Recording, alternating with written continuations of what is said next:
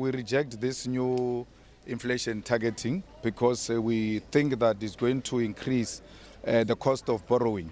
And we know at the center of borrowing is the masses of our people. There's a repetition of what he said at the beginning of the year. There's no clear plan on how we're going to deal with unemployment, how are we going to deal with policing in South Africa, because we've got a serious problem of resources in the police, and how are we going to deal with issues of defense itself. As we're speaking today, everybody's complaining about borders that are pouring. Part of the people who can help us to maintain stability and order in those borders is the army. Our army is not properly funded, and we've seen that when they were in the DRC.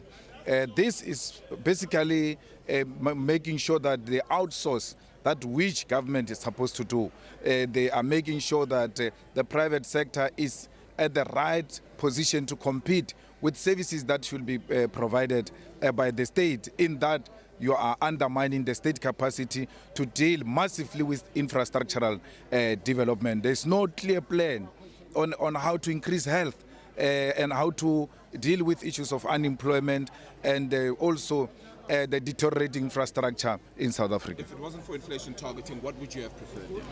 No, we must sustain what we agreed on earlier. But because the governor of the Reserve Bank unilaterally just makes a decision, and we want to be dancing to the tune of the private sector and so-called foreign investment, we end up changing our inflation targeting because we want to impress the few. That's why the EFF says the Reserve Bank must be nationalized, because it takes decisions that are not based in the interest of the working class in South Africa.